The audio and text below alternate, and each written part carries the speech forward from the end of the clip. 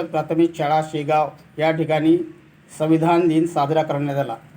त्यानिमित्ताने संविधानाचे वाचन करताना मनस्वी कोळापे। आम्ही भारताचे लोक, आम्ही भारताचे लोक, भारताचे एक